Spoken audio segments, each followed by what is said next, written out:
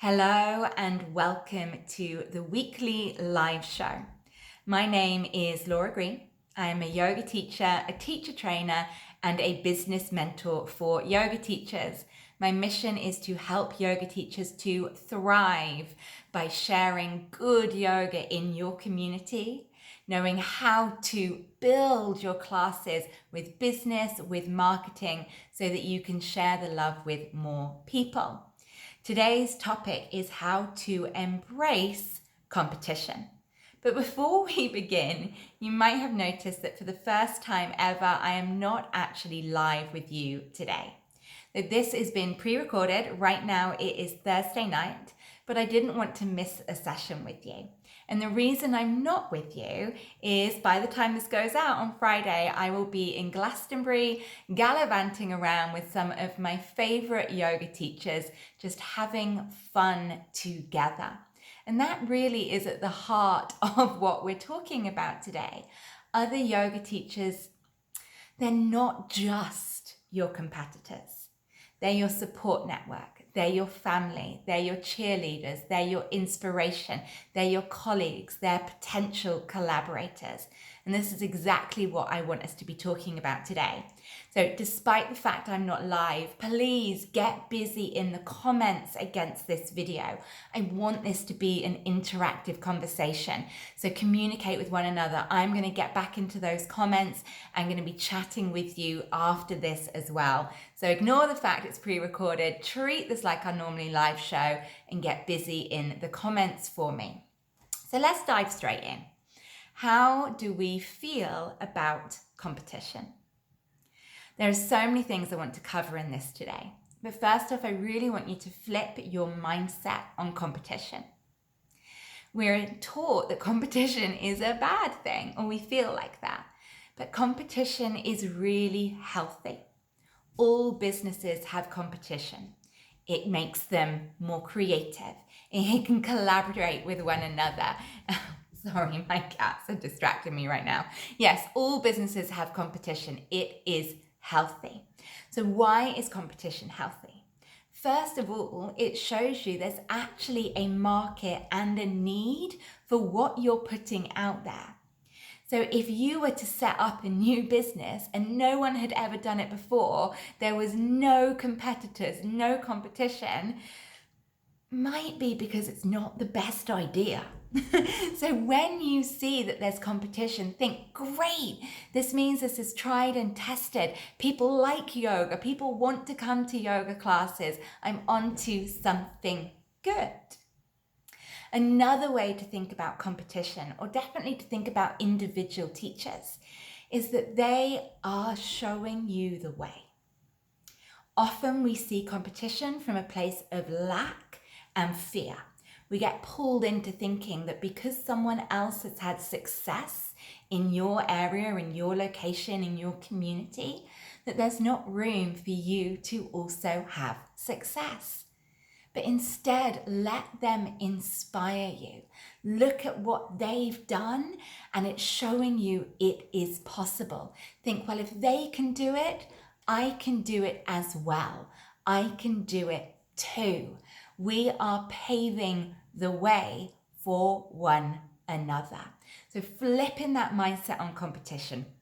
Competition is healthy. It shows there's a market for what you do. Somebody else has paved the way to inspire you. And if they can succeed, there's absolutely no reason that you can't. Now, a lot of reasons that people think that the yoga community is saturated, that there's not enough students for us all. That's invariably because we are offering very similar things. So for instance, there might be a lot of classes on a Monday night at 7 p.m. offering vinyasa yoga to generally fit, able-bodied people. That is a tiny section of the people that live in your community. So it is possible for there to be a lot of classes all offering the same thing, all offering the same time. And that can make a market appear to be saturated. But then there's this whole other communities in your area that yoga isn't accessible to. So the fact that there is already maybe established classes and teachers in your area, in your studios, is actually going to make you think a little bit cleverer. So who in my area is not getting supported? And then between you, you can serve a much broader demographic, because yoga is for everyone. Type in the comments for me, do you agree? Yoga is for everyone. But the classes that are in general communities aren't accessible to everyone. We're not serving everyone. So we need to look at our competition, look at the people that are being served, and see how we can be different. And that's another thing I want you to think about. What makes you different? And what are the teachers in your area that you perceive as competition? What are they great at? How can you celebrate another teacher? By knowing what differentiates you and what differentiates them. Because yoga is for everyone, but we are not for everyone. And when we become clearer about who we are best suited at serving and who we're not an ideal match for, we can then start to share students, recommend other teachers, serve our students better. So what are some things that you can actively do to cultivate this mindset of embracing competition? I want you to get to know the yoga teachers in your local area. And as soon as we get to know people, it reminds us that they're human, just like us. They have the same passion for yoga, just like us. The same desire to serve, just like us, and that we are here to support each other. So get to know the other teachers in your local area and start with baby steps. So baby steps can be following other yoga teachers on their websites, signing up for their newsletter, following them on social media, Facebook and Instagram. Start there. But then you don't want to be voyeuristic. These platforms are there to engage, to support one another. So looking at social media, follow the teachers in your local area, send them a message. Hi, I run classes locally. Really nice to connect with another teacher in the area. I'm really liking what you're doing on your page. Okay?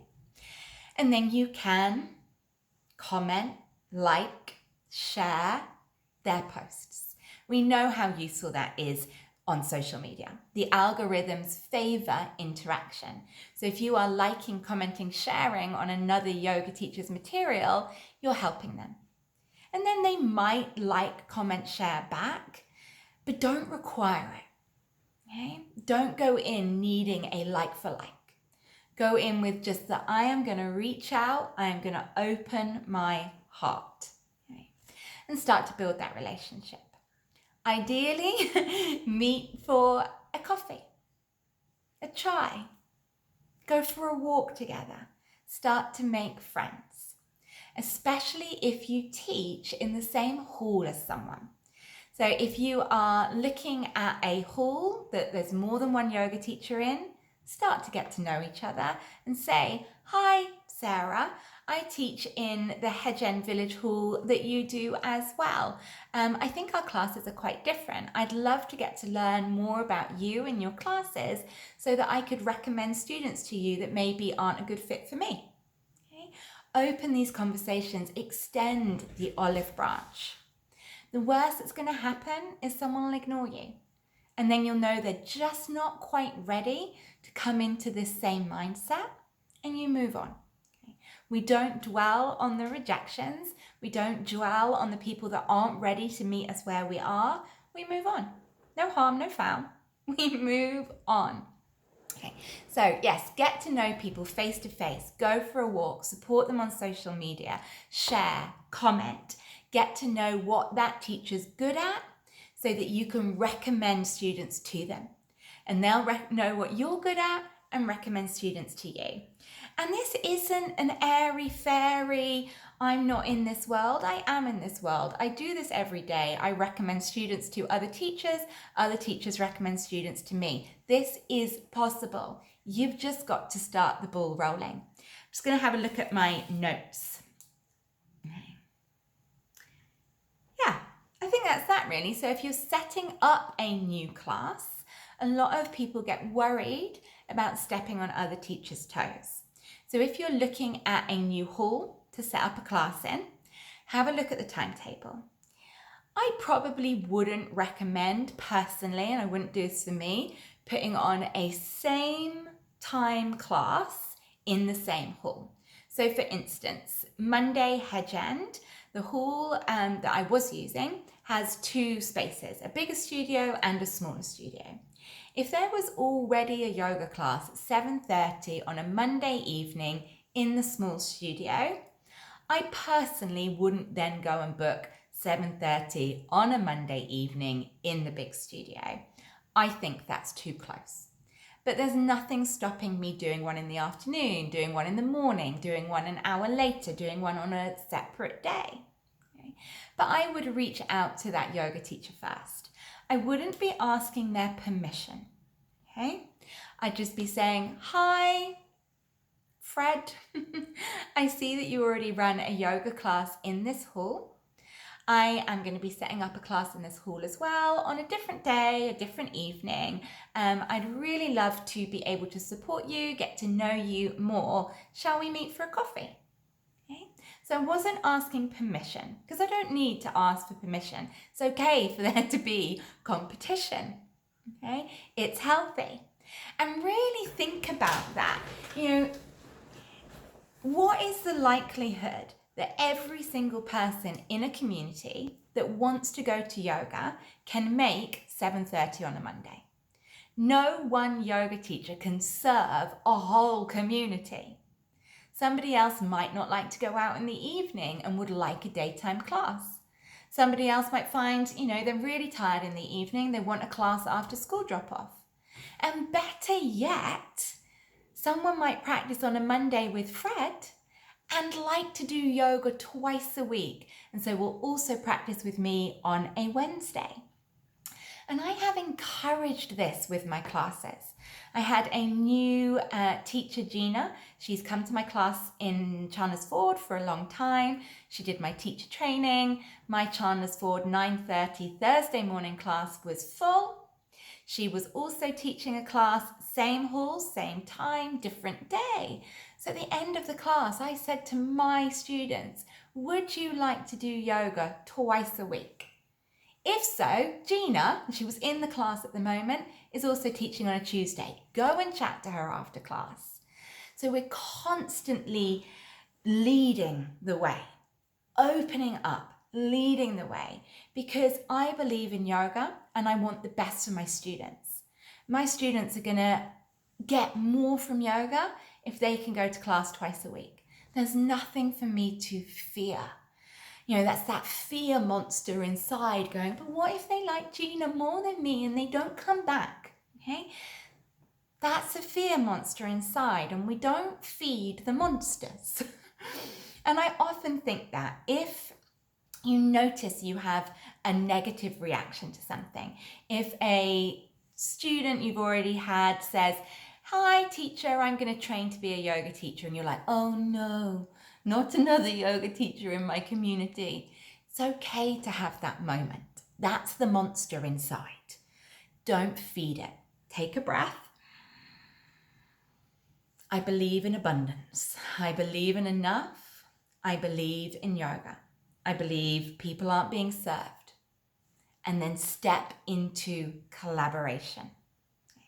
I feel like I'm kind of nipping all over the place, but I'm hoping that you get this feel. Another thing I wanted to bring you back to is within the yoga philosophy, a parigraha. A parigraha is this non-hoarding. It's how we look at our sense of ownership. And this really comes up in yoga teachers' language. My students. Okay? They're not our students. They are students of yoga. And our students get to know more yoga by going to classes with more teachers.